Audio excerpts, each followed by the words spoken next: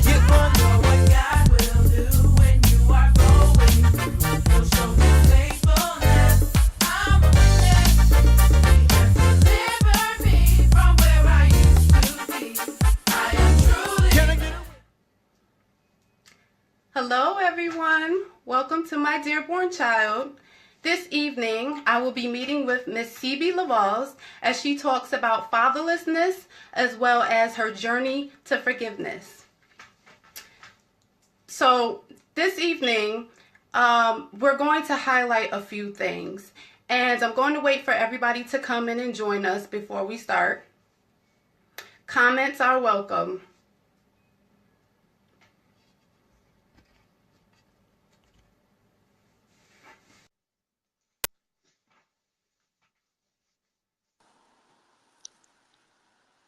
Hi, Sibie. Hey girl, How are you? I'm good. How are you? Good. I need to turn my volume up just a little bit. Okay. Okay. Girl, this hair is a mess today. Ah. It's okay. Hi Okay. Okay. Hi, everybody. everyone. Thanks for joining us. We're just going to wait for a few more people to come in, and then we're just going to get started. And you can Okay. catch us on the replay. Yeah. Yeah. So I'm so excited to be able to interview you or just actually have a conversation. Yeah. It's very unique, the story that you're going to share with everybody, one that I don't really know too much about, but I have a God feeling that this is going to be powerful. So, as always, we're going to start off with a prayer and then we could get started. Okay? Okay. Okay. Spirit of the living God, have your way. Lord, we just thank you on this evening, oh God. We just thank you for continuing to just bless us right now, oh God. We thank you for the people who are entering in to watch this video, oh God. And I ask right now that you just lay your hands upon Sibie's heart, oh God, and just give her the comfort and give her the boldness right now to tell her story, because it is her truth, God.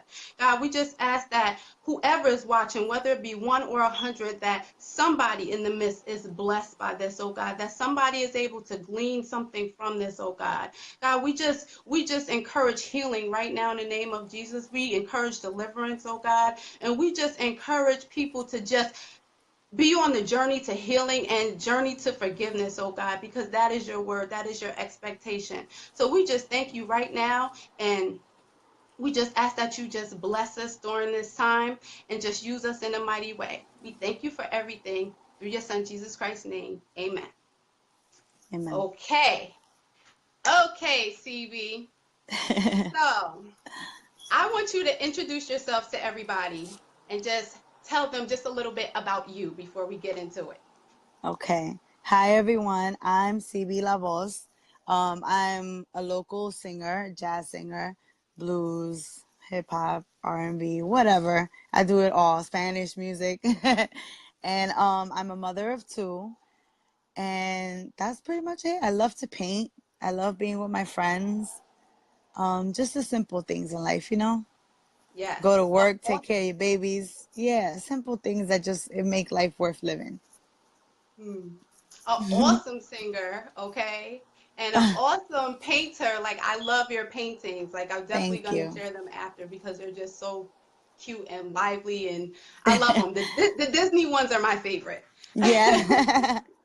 Thank you. So Thank you. we're just going to hop right into it because I entitled this Fatherlessness, but journeying to forgiveness. So let's start with why and how we need to get to that. How did we get through that journey and still the process of the journey? Just tell us about it, because this has to do with your relationship with your father. Okay.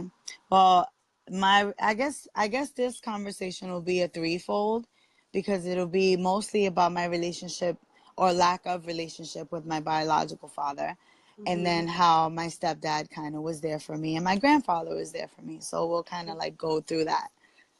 Okay. Um, my situation with my father, when I was a kid, he was kind of like Superman to me. You know, he was like, oh, my dad can do that. My dad is charming. My dad has green eyes. My dad this, my dad that. And he went through a series of really hard times. I feel like my father battled with mental illness, Mm. and he never got it diagnosed. You know, because Spanish families, you already know, we'd be like, oh, that's just put some Vicks on, you'll be all right. The Vicks, yes, girl. You know? So it's like, you know, I feel like they never really noticed or wanted to acknowledge that he had issues. You know, he had PTSD, definitely had PTSD. Mm-hmm. You know, and that not being able to deal with his illness the way that he should have, that led him down a road to drug addiction and alcoholism, and he eventually went to prison, and it was a rough road. And I think that it all stemmed from the beginning of, you know, not being able to deal with his emotions. Mm-hmm. So we had a pretty rough couple of years after that, and our relationship as father and daughter never recovered after Mm. all of that. It was just a lot of like really traumatic situations that he would put us in, and it kind of killed that love of a daughter on my part. Mm-hmm. So you know, eventually I grew up as a kid at around maybe like 10ish. I decided I didn't want to see him anymore or associate with the family, pretty much because they reminded me of him. So I didn't want to be around any of them, you know. Right. And so I pulled myself away from them along with my brother, because if I wasn't going, my brother wasn't going, that's for Mm-hmm. sure. Mm-hmm. So you know, we didn't see them for another couple of years after that. When I turned 16, he called me on my birthday and wished me a happy birthday and apologized for being a crappy dad and all this stuff. And I know that it was heartfelt, but at the time I was 16, so I didn't really care. You know, Right. You were I was over kind of it. like, yeah, I was like, I don't care. Why are you calling me? You're ruining my day.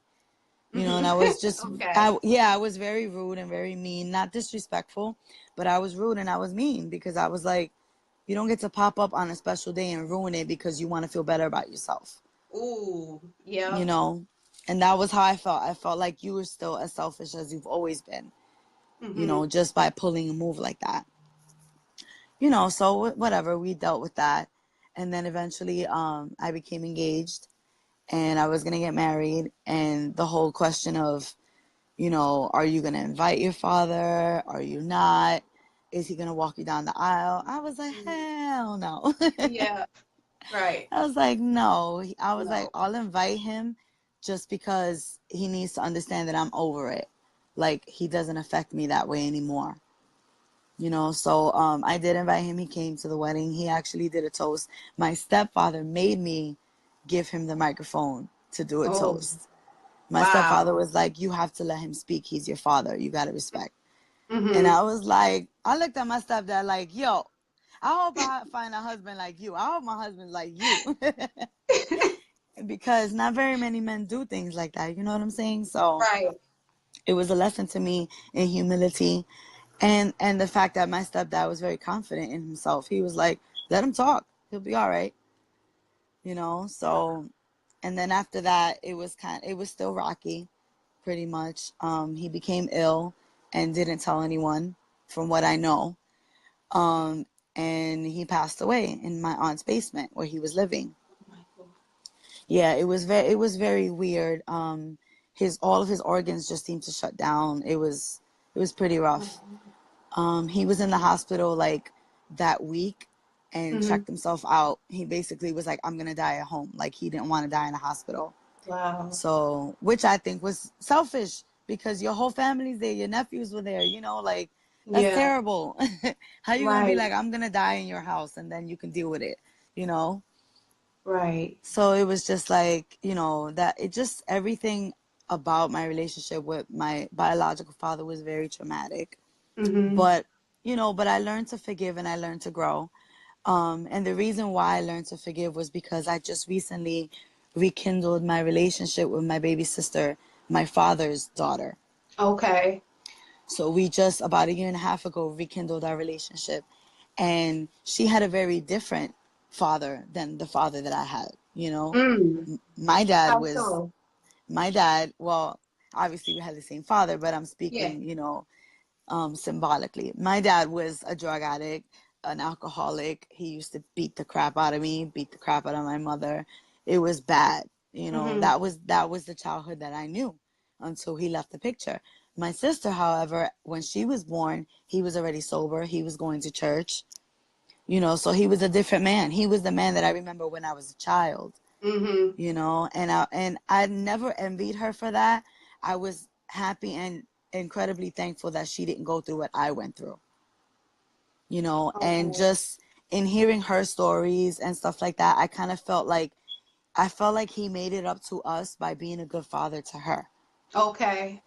you know Okay. That's very so selfless of you, that perspective, because some people could be angry and feel, that rejection and say, well, jealous. why Right. couldn't you get yourself together for me? Why did Right. it have to be, during that time and that she was able to kind of benefit from that?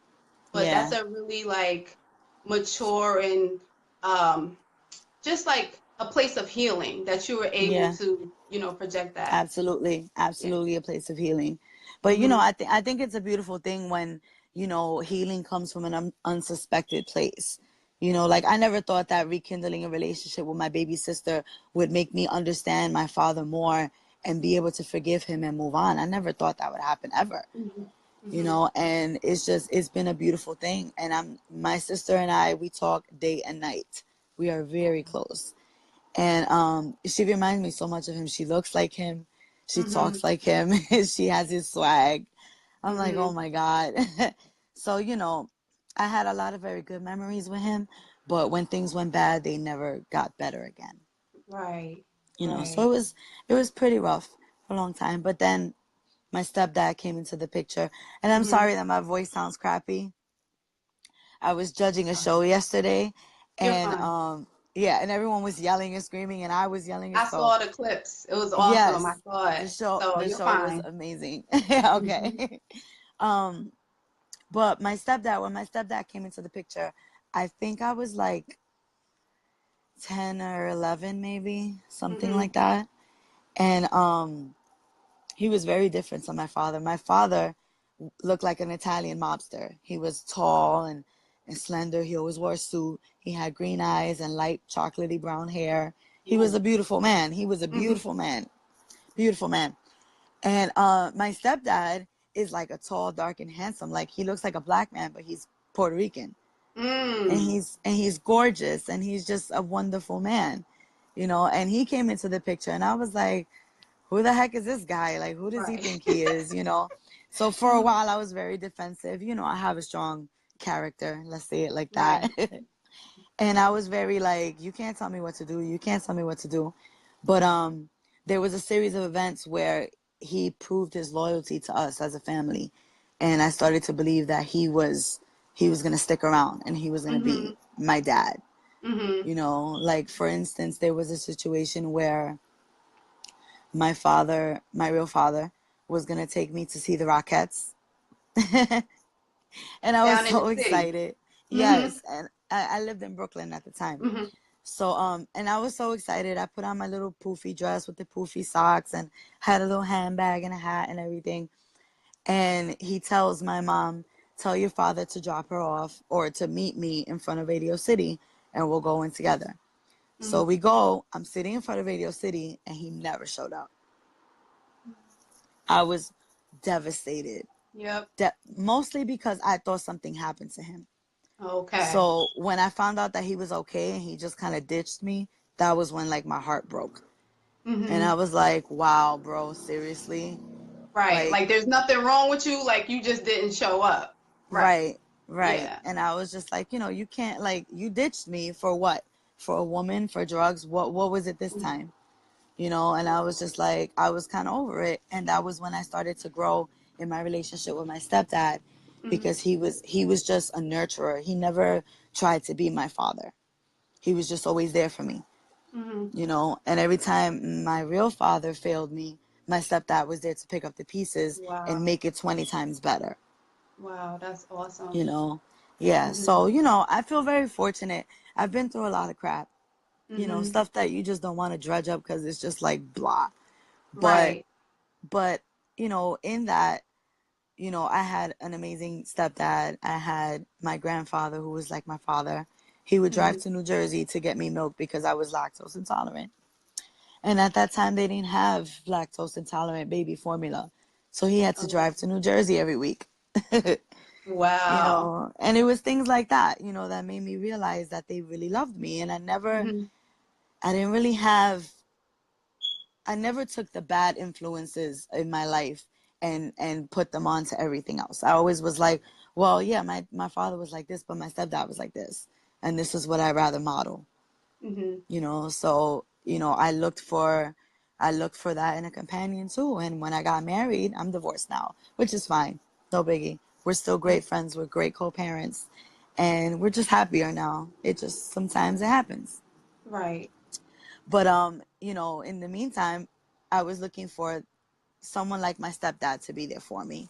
And I almost hit the mark. I almost hit the mark, but he's a great guy, and I'm thankful Mhm. for him too because he's always been there to guide me and to be there for me and help me get through my craziness. So I've been blessed with good men in my life. I've had some traumatic men in my life, but I've been blessed with good men. Right. And that's so awesome that you were able to highlight not just one person, but two significant men in your life. Although you said that they never like replaced your father, but were Right. able to kind of fill those voids in a way that he wasn't able to do. You also being able to recognize, mental illness, which is just so huge, as far Right. as the addiction. Now, saying that now and referencing the addiction, were you able to see it from that perspective then to say, okay, he has an illness? Or when did that come about where you were finally able to understand? I did very early on only because my school was an amazing school. It was a regular public school, but we had very dedicated teachers, and they really schooled us on like the effects of what drugs can do to you, what alcohol can do to you. And so that opened my eyes very early on, so that when I saw that it was becoming a habit with my dad, I was like, yeah, you're an alcoholic. You know what I'm Hmm. saying? Like I was able to see it from jump. And so it was a little bit easier for me to deal with it because I knew that it was an illness. It Hmm. wasn't like, oh, you're just like a monster. You're ill. Right. And when you love someone and they have that type of illness, you'd be surprised what you can put up with, because Hmm. you care about them. You don't want them to hurt themselves. You don't want them to hurt anybody. So you kind of put up with their stuff until you can't anymore, you Right. know? Right. So yeah, pretty early on Absolutely. I learned. Yeah. Well, that's good that it was early on and not when you were later, like, in your 30s and say, like, oh my goodness, now I can have a place of healing because I have a place of understanding. Right. So that really is a blessing, It is. if you look at it, that you're able It to is. have that. Now, do you think that because I heard you say, when you were 16, you were kind of over it with your father, when he called for your birthday and you're like, you know what, I'm over it. Right. Um, and you kind of blocked it out. Did you ever find that I guess attitude transcended into your relationships with men or with your husband? Just like I don't care attitude, or did you see any negative like overflow from that, like residual? Um, yes and no. I feel like everything that we encounter in life, it kind of rolls over and it happens over and over again with different people in different ways. It's Hmm. just the ways of the world. So, I feel like when I went into my marriage, I tried to always incorporate, like I said, the better things about life, about relationships, the relationships that I saw growing up. But I did have a lot of expectancy.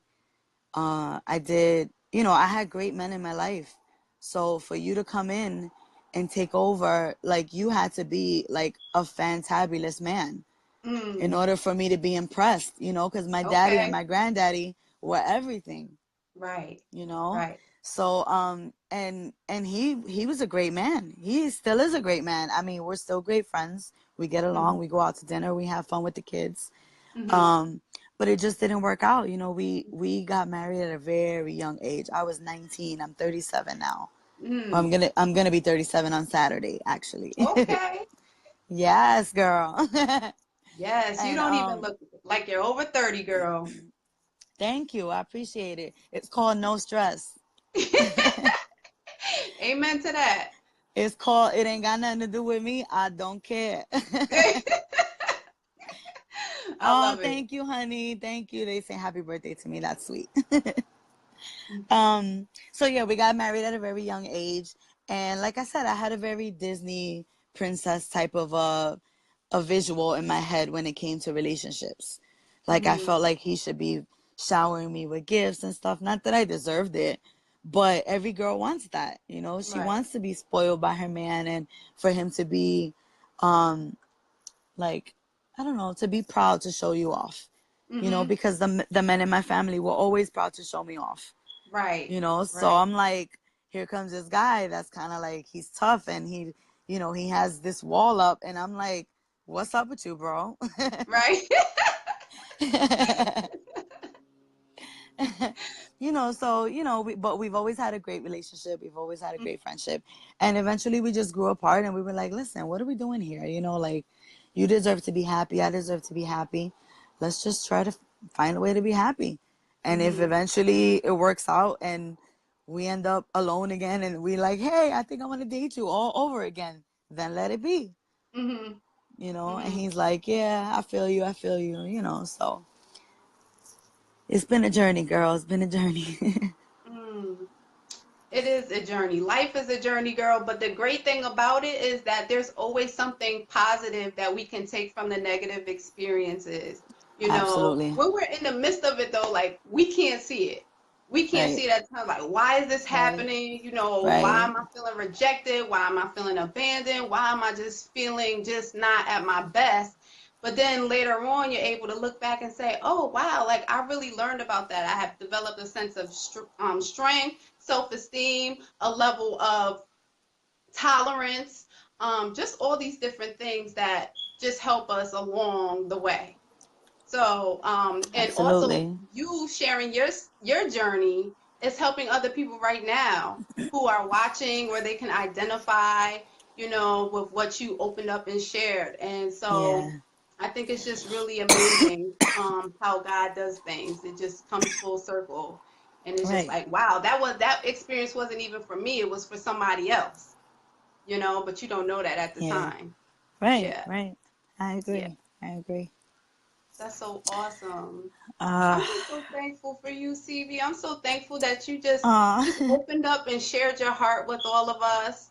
thank you. It Thank really you. means a lot. I was able to get something out of it, you know, just as far as you identifying, okay, this wasn't so great with my father, but I had these men in my life.